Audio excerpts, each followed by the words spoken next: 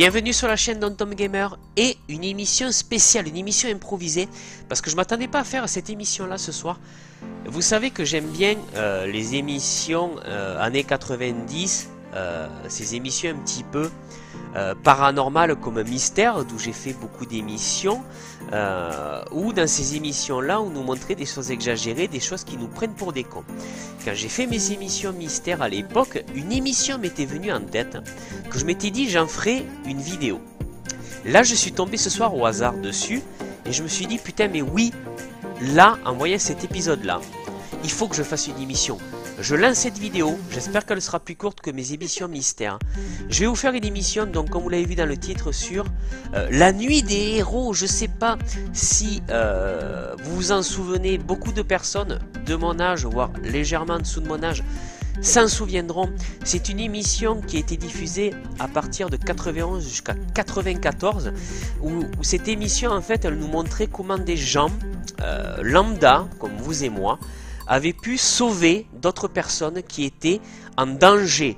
Donc il y avait toute une reconstitution qui était faite là-dessus pour dire bon ben voilà, des personnes étaient en danger et allaient mourir et d'autres personnes étaient venues les sauver. Et cette émission là, mais vous allez voir, c'est un peu comme Mystère, sauf qu'on n'est pas dans le paranormal, on est dans une histoire vraiment vraie. Et vous allez voir que pareil, tout est exagéré dans la manière dont c'est retranscrit. Donc je ne vais pas critiquer ce qui s'est passé. Je pense que la personne, si l'histoire est vraiment vraie, a vraiment voulu sauver ces gens. Et vous allez voir que là, on va voir comment deux personnes qui échouent sur un petit voilier se retrouvent sauvées par une personne qui les a vus. Jusque là, ça paraît crédible. Mais vous allez voir que ce que l'émission nous montre, ça ne l'est pas du tout.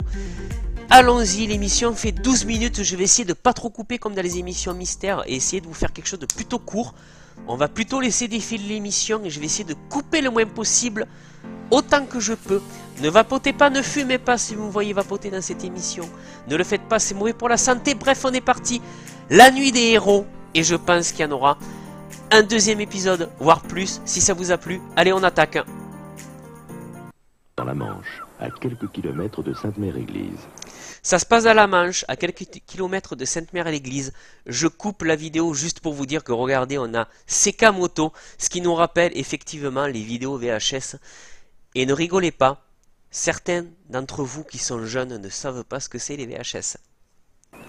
Nicolas Courtier, 18 ans, fait de la planche à voile, en attendant que son frère aîné David le rejoigne avec leur vieux voilier en bois.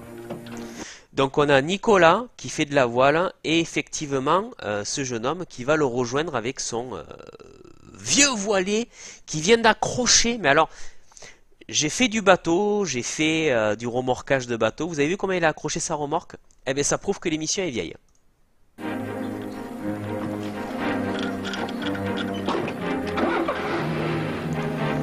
Alors là, on peut pas montrer que l'émission est plus vieille que ça en voyant cette vieille Renault 5 pardon, qui date vraiment des années 90. Je fais un coucou à ma maman si elle aura cette vidéo parce qu'elle avait une Renault 5 qui était beige mais qui était une Renault 5 du même type.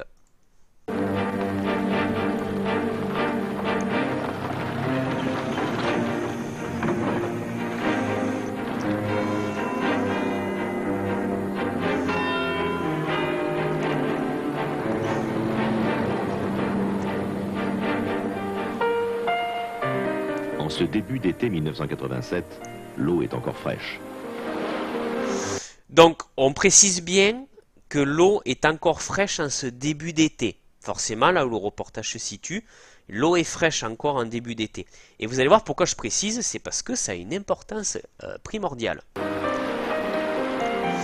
Alors là, regardez bien ce jeune homme qui arrive habillé en rose avec sa petite serviette et tout. Lui aussi est important puisque lui, il n'est pas inclus dans le groupe de deux personnes qui vont aller faire du voilier. Lui, il arrive, on ne le précise pas d'ailleurs dans le reportage, il est là, mais on ne sait pas pourquoi. Voilà, il enlève sa serviette. Dans une semaine, la saison touristique va battre son plein.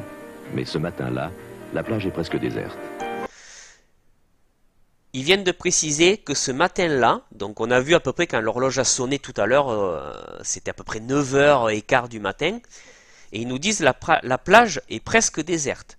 Mais quand on voit l'image, effectivement, on voit, à part un pêcheur au fond ou quelqu'un, je sais pas qui trop, la plage est vraiment presque déserte.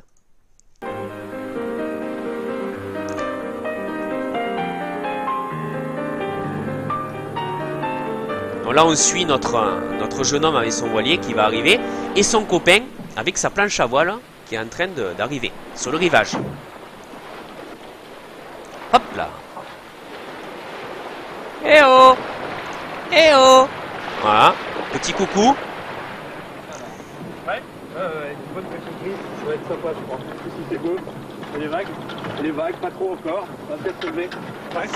Non, là, ils sont en train de discuter. Ouais, qu'est-ce que t'en penses? Ouais, la prise, elle est plutôt bonne. Les vagues, bah écoute, pas trop encore de vagues. Allez, on va mettre le bateau à l'eau. Pas de souci. Ils se descendent tous les deux et ils vont aller se faire une petite virée. En amoureux ou pas, je sais pas, mais bref, allons-y.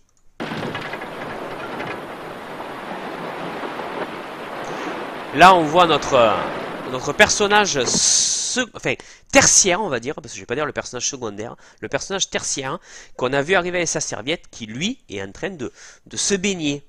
Hein, voilà, il est là, donc il faut bien le présenter en train de faire quelque chose.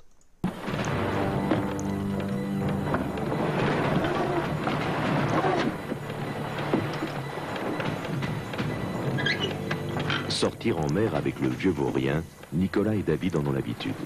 C'est un modèle de dériveur conçu dans les années 50. Ils le connaissent bien. Il est un peu fatigué, mais ils ont confiance. Donc on entend bien que ce voilier s'appelle le Vieux Vaurien, d'où le titre de la vidéo que vous pouvez voir en haut. Et apparemment, ils ont vachement l'habitude de sortir avec. Et du coup, ils connaissent vachement bien. Et bien vous allez voir qu'ils connaissent tellement bien et qu'ils ont tellement l'habitude que ce qui va se passer n'est pas logique.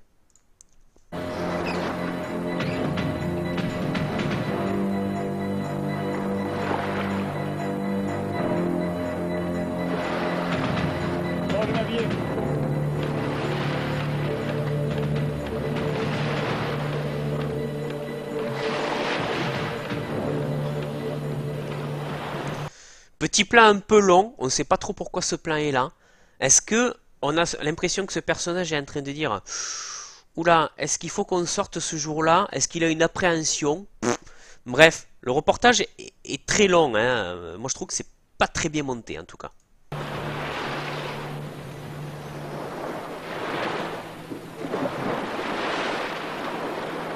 Allez, ils sont partis. Tel de Robinson Crusoe sur la vague, allons-y. Là, notre copain tertiaire qui est simplement sur la plage. Une bonne brise de terre s'est mise à souffler et Nicolas est tellement sûr de sa forme qu'il n'a même pas pris la peine d'enfiler un gilet de sauvetage. Alors, je vais revenir là-dessus. Nicolas, qui a la combinaison, n'a pas mis de gilet de sauvetage. Voilà, c'est ce que le reportage nous explique. Je vais revenir là-dessus, parce que c'est complètement con. Quand on est habitué à sortir en mer, je suis quelqu'un qui fait du bateau, qui est mon permis bateau. J'ai été habitué à sortir en mer, et là vous allez voir qu'il y a quelque chose qui n'est pas logique du tout, quand on est habitué à sortir en mer. Continuons.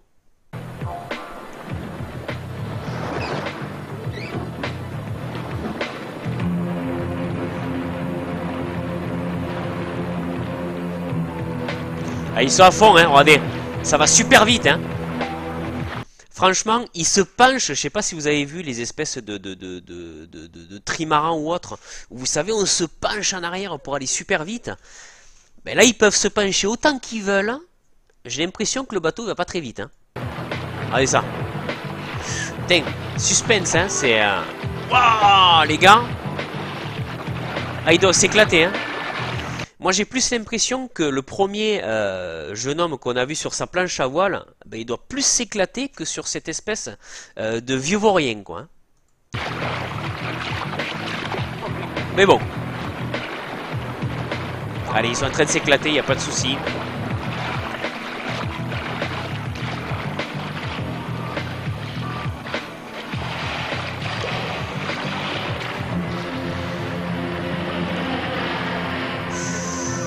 Ils vont vite, hein. Attention. Hein.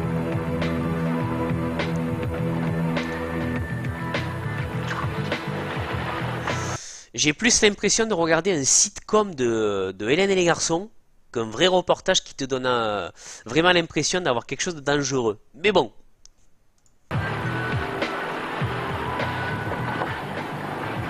On rentre, ça caille. Ouais, ok.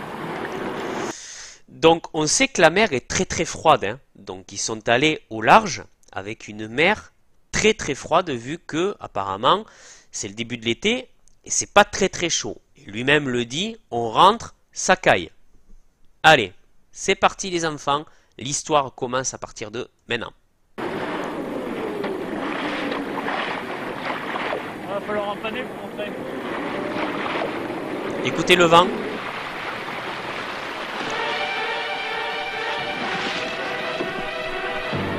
Tout à coup, c'est le dessalage. Au large, l'eau est glacée. Il faut vite redresser le bateau.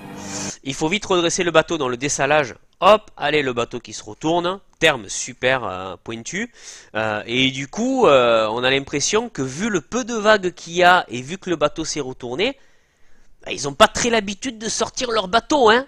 C'est pas pour dire, mais je pense qu'ils ont dû déjà, normalement, si tu as l'habitude de sortir, le sortir avec une mer un peu plus agitée que ça. Bon, on continue. La mer est glacée et ils se retrouvent tous les deux un petit peu dans le caca. Allez, il essaye de redresser le bateau, il n'y arrive pas. À deux, ils n'y arrivent pas non plus. Regardez. Hop. On croit qu'ils y arrivent. Mais regardez, ils n'arrivent pas. Et pourquoi ?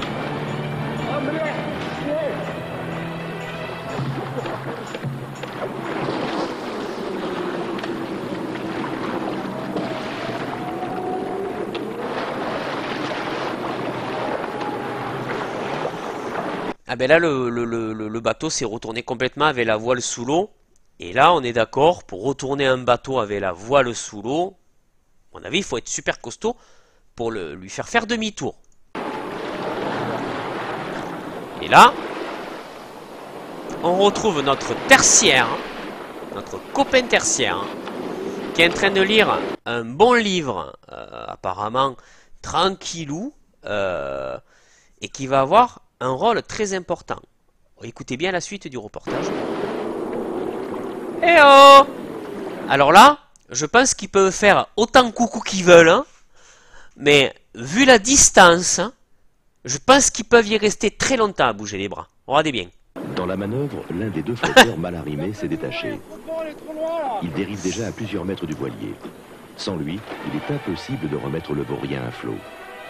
Donc là, il y a un flotteur qui s'est barré, on te dit il est impossible de remettre le vaurien à flot sans le flotteur. Or, le flotteur était déjà présent quand ils essayaient de le remettre, c'est parce qu'il va les aider à le remettre d'équerre, hein, le vaurien. Mais bon, bref. David et Nicolas font alors une très grave erreur. Ils décident de rejoindre la côte à la nage. Ils sont persuadés de sa proximité. En réalité, ils sont déjà à près de 4 km de la plage. Ils sont à peu près à 4 km de la plage. Alors, je peux vous dire que pour quelqu'un qui ait son permis côtier, si vous êtes à 4 km de la plage, vous êtes très très loin. Et on a vu effectivement quand ils font « Eh oh! Eh oh !» Bon, mais ils ont préféré aller à la nage en se disant « On va y arriver avec une mer super froide. » Et quelque chose d'assez énorme, qui est, puisqu'on va y revenir sur le fait qu'il y en ait un qui est la combinaison,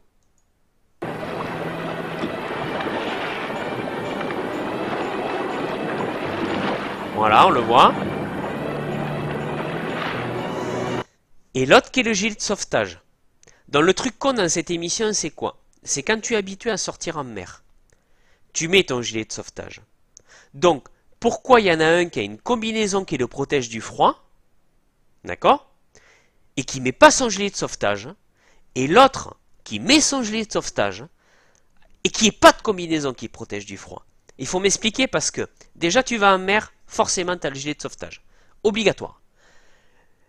La mer est froide, forcément tu as ta combinaison. Et là on se retrouve avec un qui a la combinaison pour se réchauffer, mais qui n'a pas de gilet, et l'autre qui a le gilet, et qui est torse nu, et qui va se glacer. Déjà, les mecs, zéro pour avoir l'habitude de sortir en mer.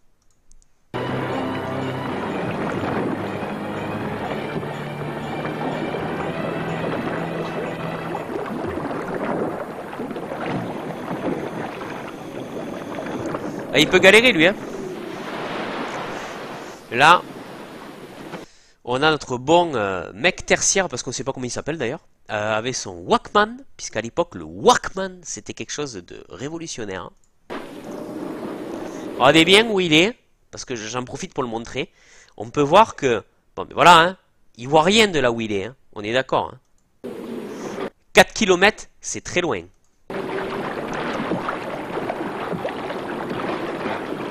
Bon, ils peuvent nager autant qu'ils veulent, hein.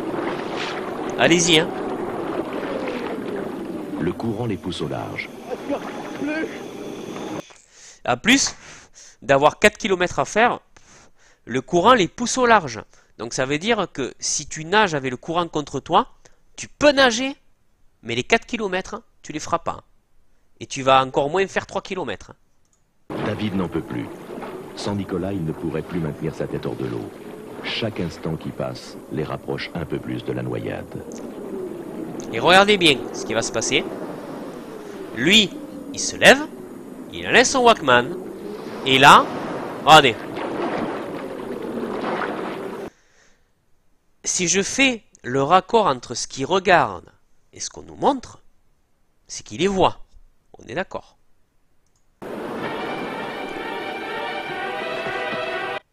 Et il part en courant.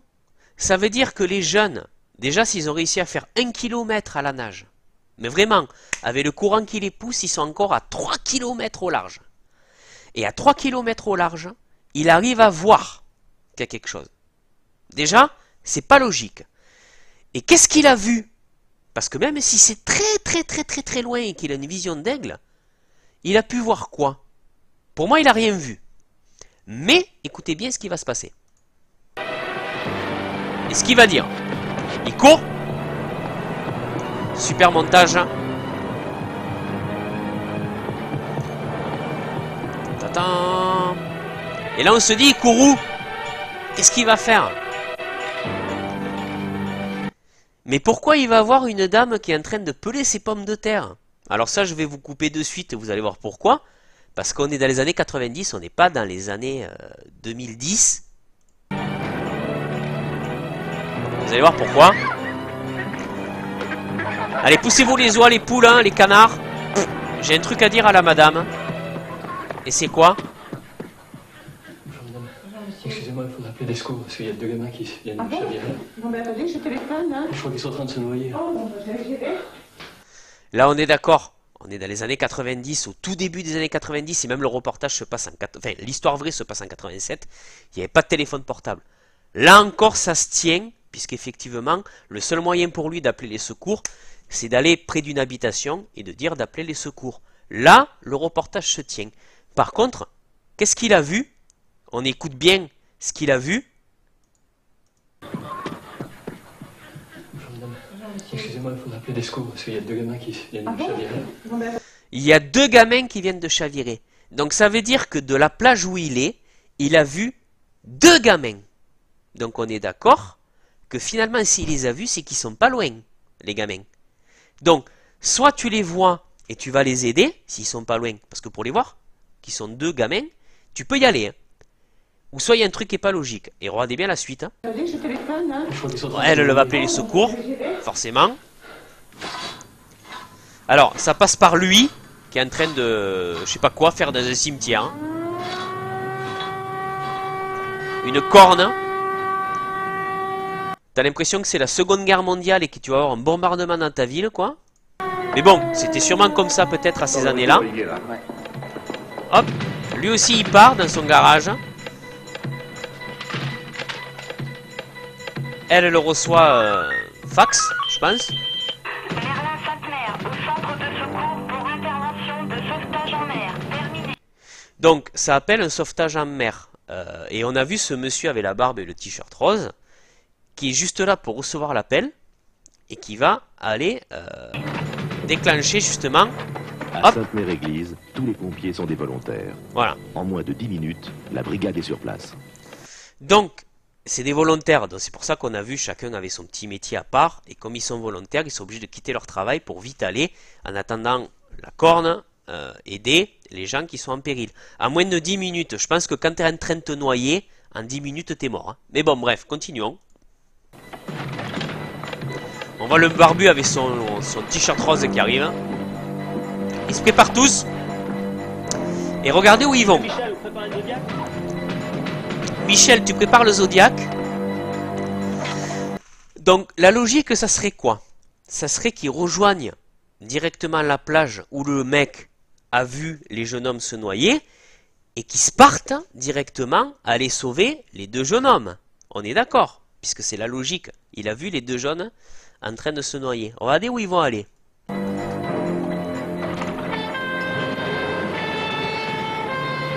Ce bon camion Peugeot de pompiers, quoi. Ces bonnes années 80.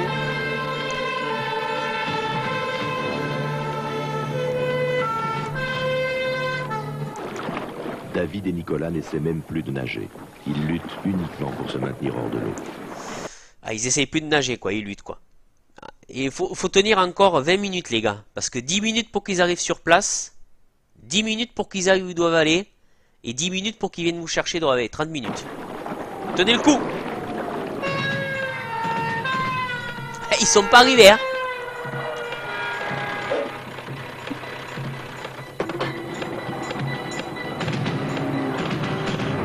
Hop, on accélère. Et regardez où ils vont. Ils speed, hein. Jusque là, ça me va. À bord du Zodiac, c'est le lieutenant Fortin qui dirige les recherches. Les recherches, mais tu vas les chercher où? Ah, mais regardez où il arrive. Il arrive près du bateau qui a échoué. Alors comment il peut y arriver au bateau qui a échoué? Ils sont à 4 km du large. Quelqu'un t'appelle de la plage en te disant je vois quelqu'un qui est en train de se noyer. Et eux, plutôt que de rejoindre la plage où a été vu les personnes en train de se noyer, ils se partent de je ne sais pas d'où et de je ne sais pas comment ils arrivent à trouver l'embarcation échouée. Comment ils ont fait, je sais pas.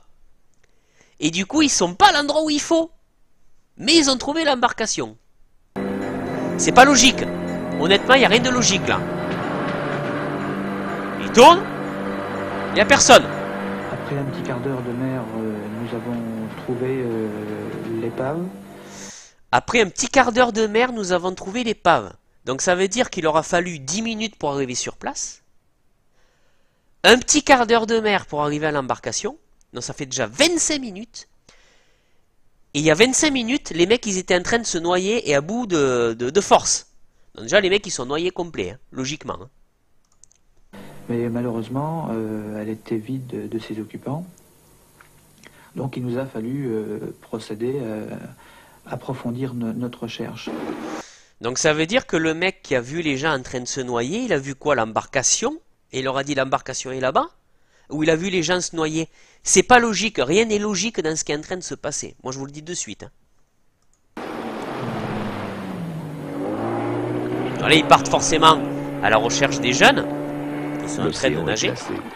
Pour David, il y a urgence. Son corps s'est refroidi. Ah ben, quand tu m'étonnes que son corps s'est refroidi. Ça va faire 1 heure qu'il est dans l'eau, quoi. Donc là, il speed, hein. Là-bas, Pascal, j'ai déjà repéré. Eh ben putain, là-bas Pascal, je les ai repérés. Tu serais parti de la plage où le mec t'a appelé, tu les aurais repérés de suite, quoi. Puisque lui les avait vus déjà. Et toi, il a fallu que tu viennes au bateau avec ton Zodiac et que tu cherches encore un quart d'heure de plus. C'est pas logique.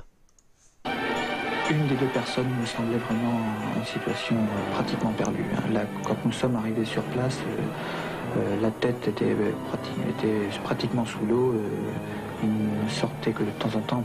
Vraiment, ça lui semblait très difficile de rester à la surface de l'eau. Ben forcément, c'est celui qui n'avait pas de gilet. C'est celui qui a gardé sa combinaison. Non, lui, peut-être qu'il n'avait pas très froid. Mais dans tous les cas, il a chargé en termes de fait de s'enfoncer dans l'eau et de boire la tasse, quoi. Mais dans tous les cas, les deux sont quand même en extrême urgence. Hein. Mais bon. Allez, t'inquiète pas. Ils vont te réanimer. C'est la nuit des héros, de toute façon. Lui, bon, avec son gilet. Ça va? Comment? Allez, Pascal, la plage. Eh, écoutez bien comme il dit. Ça va? Voilà. Eh, c'est trop bon ça. Écoutez. Ça va? Et regarde-moi, est-ce que j'ai l'air d'aller? C'est énorme. Allez Pascal, la plage. Il était affalé dans le Zodiac. Alors, L'abri du vent, l'abri des vagues, l'abri de... donc regardez bien d'où il démarre. Allez Pascal, la plage. Donc là on lui dit allez, on va à la plage. Donc là j'en reviens au fait que on a eu le monsieur sur la plage, le tertiaire que j'appelle, qui les a vus. Et regardez d'où il les a vus. Il était très éprouvé, ouais. Et ils sont loin, hein. On aurait tenu pas plus d'un quart d'heure, maximum une demi-heure. Ah, mais regardez, dans hein. l'eau comme ça. Quand on est Regardez dans l'eau bien. comme ça, on se refroidit très vite. Hein. On s'en rend pas compte, mais il fait très vite très froid.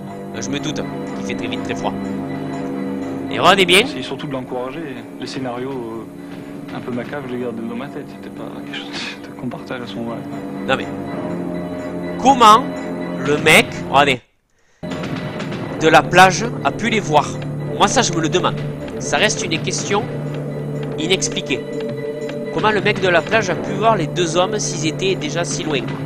Allez, On tu peux s'imagine pas. 5 minutes avant, seul, et là, la terre, tout est calme, tout le monde est serein. C'est brutal comme arrivée, quoi. On est un peu... on sait pas trop quoi dire, T'aurais préféré rester peut-être au milieu de l'eau, je sais pas. on subit un peu passivement là, les événements.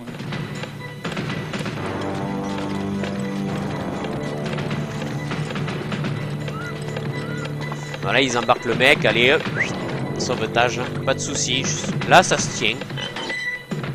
C'est le boulot de pompier. Chapeau à eux d'ailleurs, parce qu'ils font un très beau métier. Et voilà. Et on va venir à la fin du reportage, regardez bien. Comment allez-vous, monsieur Vortin? Ça va, et vous? Très bien. Très bien. Bon, Vous avez retrouvé l'épave? Voilà. Il a été retrouvé à 15 km dans le nord des îles Saint-Marcous. Mais en tout cas, ça fait plaisir de le revoir en assez bon état. On ne s'attendait pas à le retrouver comme ça. Ils disent bonjour monsieur Vortin. Ah, merci, hein. On a retrouvé notre épave et tout. En fait, ils sont en train de remercier le monsieur en rose qui était tranquillement dans son poste et qui a reçu l'appel. Et ils le remercient parce qu'ils ont pu retrouver déjà leur épave en bon état et qu'ils ont pu être sauvés. Mais est-ce qu'il vous semble pas bizarre qu'on remercie pas quelqu'un en particulier? Ben moi oui. Continuons. Aujourd'hui, David et Nicolas font toujours du dériveur, mais ils connaissent mieux les dangers de la mer. Et plus jamais ils ne quitteront un bateau qui a chaviré. Eh bien voilà la morale de l'histoire. Mais ça vous semble pas bizarre qu'ils ne remercient pas celui à qui on doit de les avoir sauvés? Ce monsieur sur la plage, ce monsieur qui était en train de lire son livre et qui a une vision d'aigle pour arriver à vous voir tous les deux, pauvres cons, au milieu de l'eau à 4 km. Lui, on va pas le remercier. Et bien là, le reportage, il est complètement con et il ne tient pas debout du tout. J'espère que j'ai réussi à vous montrer que même ce genre d'émission, aussi bien soit-elle dans le sens où elle vous montre comment des gens ont pu être sauvés, ben la retranscription est complètement à chier. Et c'est ça qui est bon avec les années 80-90, c'est que toutes ces émissions-là essaient de vous montrer des choses, mais avec des moyens et des reconstitutions complètement exagérées, et c'est à mourir de rire. Bref, la nuit des héros, j'espère que ça vous aura plu. Voilà, c'est un petit essai que je fais sur cette émission-là. Je pense qu'il y a de quoi montrer sur cette émission, parce que j'ai un épisode qui me vient en tête, et je vais essayer de vous le montrer peut-être dans le prochain épisode, si j'arrive à vous le montrer, ou du moins si j'arrive à trouver cet épisode. Je vous donne un petit indice, tronçonneuse. Voilà, tronçonneuse. Si j'arrive à trouver l'épisode de la tronçonneuse, je pense que je vais vous le montrer. Allez, j'espère que vous avez aimé cette vidéo. N'hésitez pas à laisser des commentaires surtout. Et je vous dis à très bientôt sur la chaîne de DomTom Gamer. À très bientôt. Ciao, ciao.